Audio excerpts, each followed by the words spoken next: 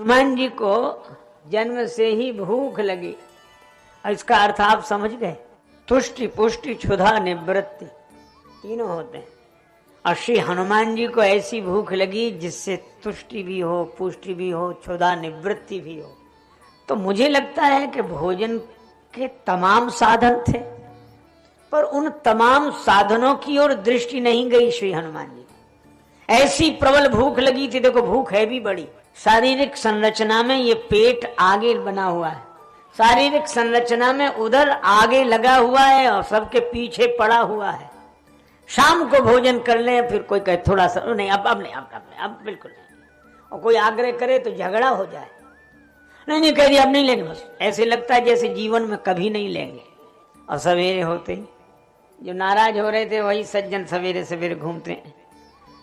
क्या भैया चाय बन रही है, संध्या समय विदा कर दीनी, भोर को आन खड़ी। और कहे कबीर सुनो भाई साधु, मौत से भूख बड़ी।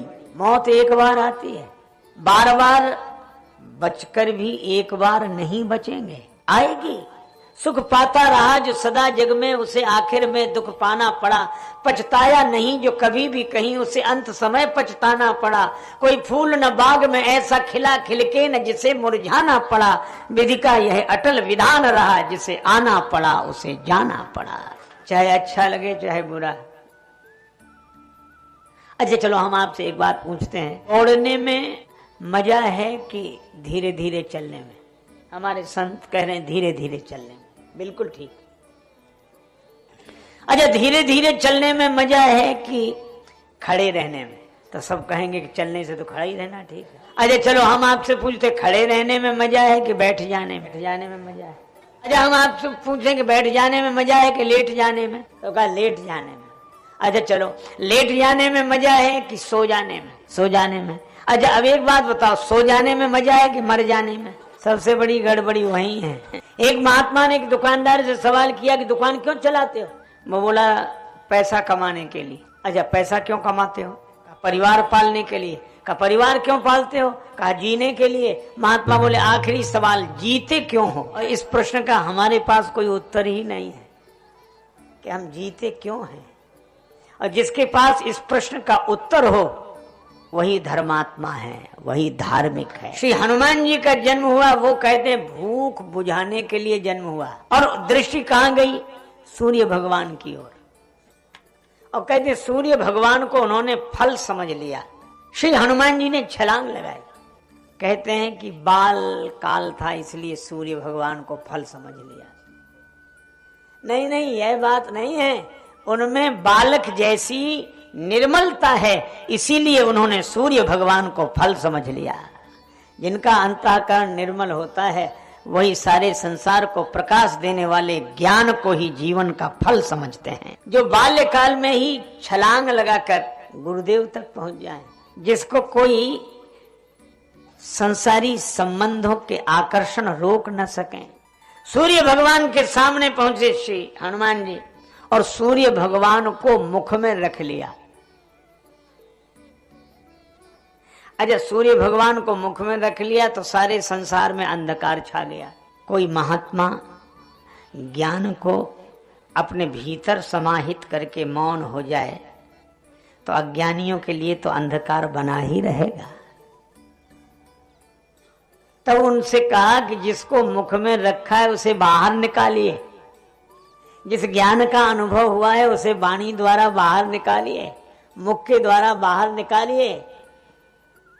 और जब सूर्य भगवान को हनुमान जी ने मुख के द्वारा बाहर निकाला तो सारे संसार में उजाला हो गया। इसका अर्थ है हनुमान जी वे हैं जो बाल्यकाल में ही ज्ञान को फल समझकर मुख में रख लेते हैं, पर जब लोग प्रार्थना करते हैं तब सूर्य भगवान को प्रकट करते हैं तो लोगों के जीवन का अंधकार दूर होता है। यह तो बाल्यकाल की घटना।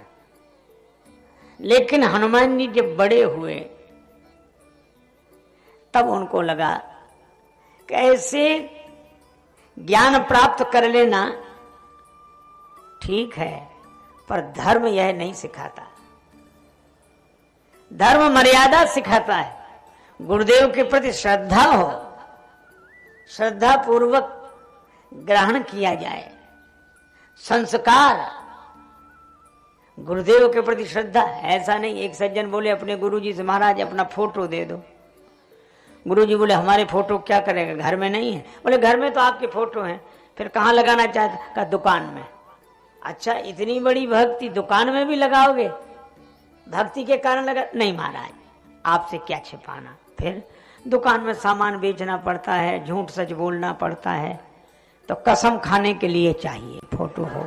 ऐसे हाथ बढ़ाएंगे गुरुजी की कसम, गुरुजी आपका कुछ बिगड़ना नहीं हमारे कसम खाने से। ये श्रद्धा, गुरुदेव के प्रति श्रद्धा होनी चाहिए। भगवान का संदेश है। श्री शंकराचार्य जी ने कहा, शरीरम स्वरूपम सुतम वा कलत्रम धनम मेरु तुल्यम यशश्चारु चित्रम पर गुरोर पद्म रंगेर मनश्चे न लग्नम ततः किम ततः किम ततः किम ततः किम।